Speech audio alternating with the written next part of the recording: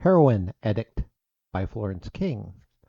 A review of A Woman's View, How Hollywood Spoke to Women, 1930 to 1960, by Janine Basinger. Alfred A. Knopf, 528 pages, $30. I dedicate this reading to my friend in Norway. If you wonder how I got a friend in Norway, it's because that is the distance required to be my friend. And I will quote something I just read today from David Sedaris. Like all of my friends, she's a lousy judge of character. Heroine Addict. Every woman of a certain age has a bone to pick with the movies. Feminists, bone pickers par excellence, naturally do the lioness's share of it, but no woman is immune. Movies have made fools of us all at some point in our lives, usually, but not always, in adolescence.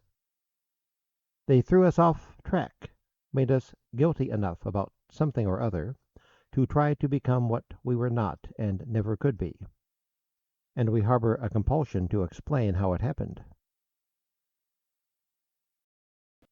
There is absolutely no need for another book about women in movies, but they're fun to read.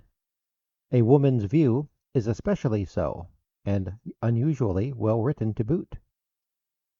True, it contains a few dippy sentiments and theories, but that's the whole point, you see. No woman who grew up in the heyday of American movies is quite right in the head. Janine Basinger, a film studies professor at Wesleyan University, is about the same vintage as your reviewer, and therefore just as warped. Well, almost. I identified with the Jean Tierney character in Leave Her to Heaven, and she didn't. But she asked her mother why Mildred Pierce went back to her dopey husband instead of getting a new boyfriend. So in our separate ways we prove the theme of her book. Female moviegoers in Hollywood's golden age were not the passive, obedient zombies that feminists like to claim. We may have been distracted by inchoate romantic yearning, but we also came away from the bijou with ideas we were not supposed to have. In other words, you didn't have to fall for it. Of course, Hollywood preached an anti-feminist message, Basinger says patiently, but look how they did it. Quote, when morality has to dramatize its own opposite to make its point, the opposite takes on a life of its own. End quote. Maybe the heroine does give up her career in the last 5 minutes of the film, but for the first 85, the audience saw her running the world.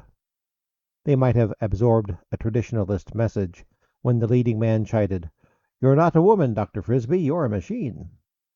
But they also absorbed a liberating view of female success and independence that stayed in their minds like orgy scenes in religious epics.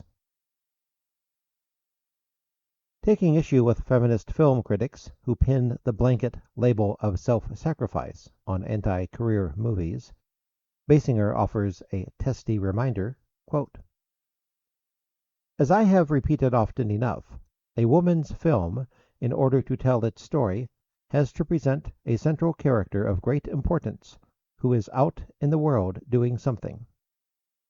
Since movies encouraged audiences to identify with characters or dream about having the same experiences as were shown on the screen, women were inevitably going to project themselves into situations in which they got out and did something. To sacrifice herself, she must have enough to make the sacrifice interesting, that is, something to lose. This showed female audiences a woman of importance. End quote. In Old Acquaintance, Betty Davis is a spinster careerist who accepts society's view that a woman cannot serve two masters, and resigns herself to the single life for the sake of her work. Her old friend, portrayed by Miriam Hopkins, is a married woman with a child who tries to have it all, only to learn the hard way that a career always interferes with family life. Both women become best-selling authors, and both end up alone. But the audience knows that Davis is used to being alone, and they see Hopkins getting used to it with remarkable resiliency. In the final scene, quote, the two women toast each other with champagne as the camera moves back to reveal what will happen to women who don't accept love or their natural female roles in life. They will be alone, but of course, they will also be extremely wealthy, well-dressed, sought after, successful, and they will be drinking champagne. End quote.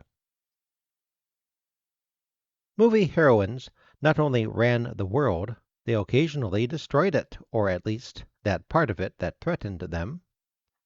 In Dragon Seed, Katharine Hepburn as Jade is the ultimate nonconformist, a Chinese feminist, a figure more at odds with her society than an American feminist could possibly be. Feminist film critics ought to love her, but because she flirts her way into the Japanese army kitchen, they get so exercised over her use of woman's wiles to get into a woman's place that they fail to give female viewers credit for understanding that she succeeded in poisoning the entire regiment.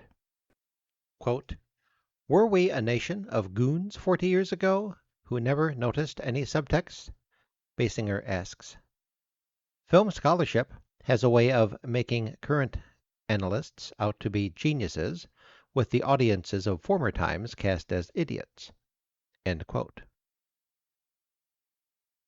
In general, Basinger believes feminist movie criticism is skewed by too much attention to the film noir. She also takes our vaunted age of information to task, when too many overeducated and over-analytical people start combing through old movies.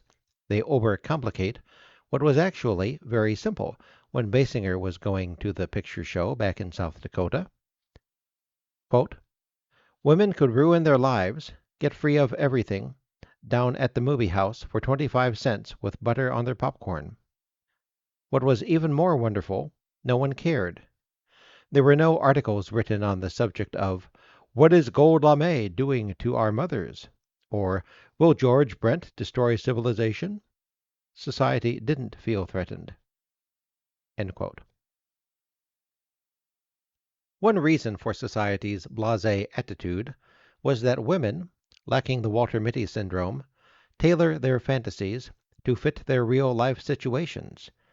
As they did when they saw the Depression era hit, it happened one night. Quote, they may not be able to find a Clark Gable of their own, writes Basinger, but they certainly could get a guy with no undershirt. End quote. Basinger is at her wittiest when she analyzes the wildly popular twin sister movies, in which the same actress played both parts. Here was choice beyond feminism's wildest dreams. Olivia de Havilland, in Dark Mirror, or A Stolen Life with Bette Davis, gave women a chance to be good sister, bad sister impersonating good sister, and good sister mistaken for bad sister. There's two of her, screamed the poster, heralding a frenzy of having it all, in which bad sister sleeps around and wears great clothes until she drowns, whereupon good sister inherits her husband and her dog, only one of whom is smart enough to tell the difference. The trio plot boiled choices down to real basics. How to Marry a Millionaire is about a good girl, a smart girl, and a bad girl, representing love and marriage, career, and the primrose path. Or as Basinger puts it, quote, doing it the right way for a living, doing it the wrong way for a living, and just doing it for a living. End quote. Naturally, the movies did a lot of paternalistic preaching about good girls versus bad girls, but shrewd viewers saw through the hackneyed props. For example, quote, Gum chewing becomes an effective shorthand for she does something physical with great enthusiasm. End quote. Even funnier was the title card producers used for warning women away from really execrable behavior. Quote, "This is a story of evil, an evil woman who destroys all she touches." End quote. Betty Davis, of course, was the queen of the title card. Basinger nails the closet elitism of feminists who are forever touting Katharine Hepburn's strength. Quote, "Hepburn could afford her strength. She was rich. She had a family to back her up." End quote.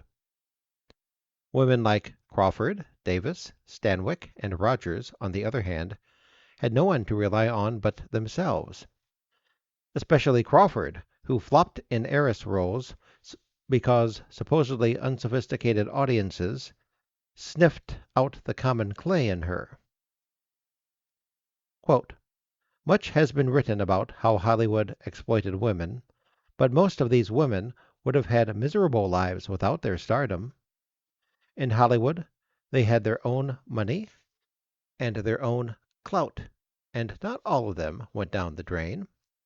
The stars who play the American woman made her strong and capable both on and off the screen." End quote.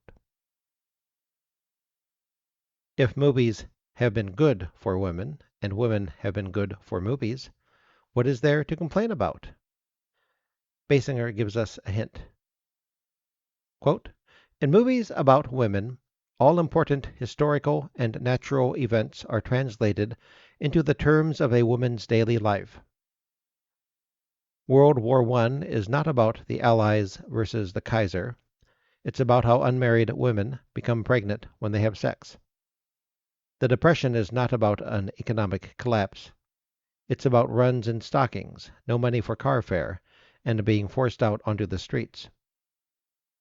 Natural disasters like earthquakes and cholera epidemics are defined by miscarriages and dying children. Everything is couched in terms of what are presumed to be the major events of a woman's life." End quote.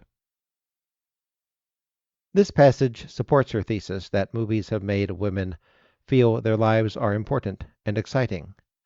But to this reviewer, it also describes the current feminization of American life. The news increasingly consists of soft features and people stories. Economics is about the two-career family, and foreign policy is driven by pictures of dying children.